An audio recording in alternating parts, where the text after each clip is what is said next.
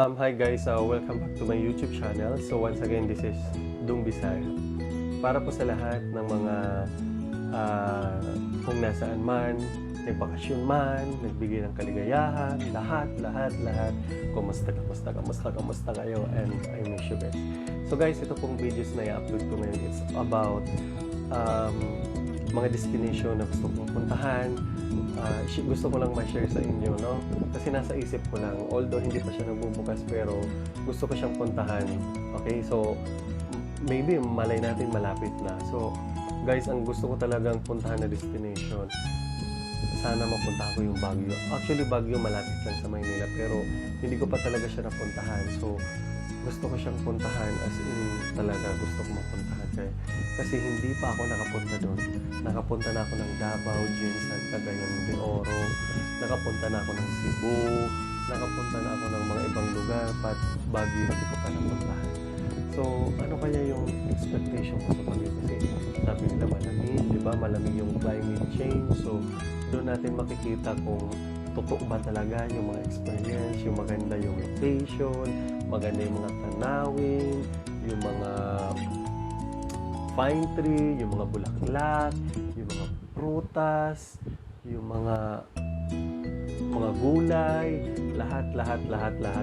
Sana ay makita natin yan. At guys, excited akong pumunta dun sa kanilang strawberry farm na sabi nila magpipitas ka doon, ikaw yung bibili, ikaw yung mamimitas, something like that.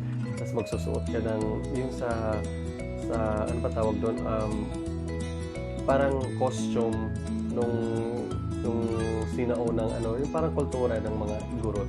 So gusto ko rin ma-experience yun, magpa-picture, yung sikat na nagpapata, yung isa na, yung ano natin, yung nagtatattoo, ano pa ba yung mga sikat doon? Yung kabayo din, horse riding, yung nagbabike ka sa lake, ano pa ba? Maraming mga destination na pwede. So gusto ko makita, at sana itong adventure na to ay maging maganda yung kakalabasan. Kahit one night and 2 days lang, ano na yan sa akin, it's a big privilege for me. And hopefully ay mapuntahan natin yung Baguio, guys. And sana mapuntahan natin yun at makita ko kung gaano siya kaganda at ma-share ko din sa inyo yung mga expedition. Wow, expedition. And sa inyo po, guys, so after Baguio, pupunta po tayo naman ng Bataan. Bataan, maganda doon naman yung mga beach resort, Bay Area, resort, swimming pool, ng mga resort. So marami doon. So first Baguio, next Bataan, next naman is yung sa may Laguna. Yung sikat naman doon yung sa Maria Makiling. Pupuntahan niya ni Dung Bisaya. So nakalista na yan sa akin. And pupunta tayo sa Pangasinan, yung sikat naman doon na Bangusan, 'di ba? So 4 na. Ano pa, hanggang December yan, 10 to. Along region dito lang sa NCR at saka basta yung sakop lang ng region 1 to mga ganun. Tapos sa ano pa ba, pupunta tayo sa may Our Lady of Fatima ba yan? Or sa may Quezon, sa may Fairview, yung grotto, pupuntahan natin yan. Yun, marami tayong i-expose, si Dung Bisaya. And nauna na po yung sa Luneta, di ba? Nauna na yung sa underpass. So, soon. Marami akong ipapakita sa inyo, guys.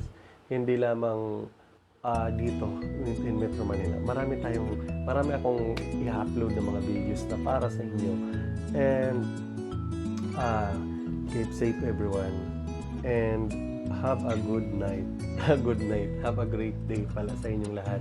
And thank you so much sa lahat ng mga nag-subscribe. At sa mga hindi pa po nag-subscribe, please subscribe yung YouTube channel. It's Dung Bisaya. And please don't forget to notify the notification bell to click para updated kayo sa mga videos na ina-upload ni Dung Bisaya sa aking YouTube channel. And guys, please follow me on my Facebook.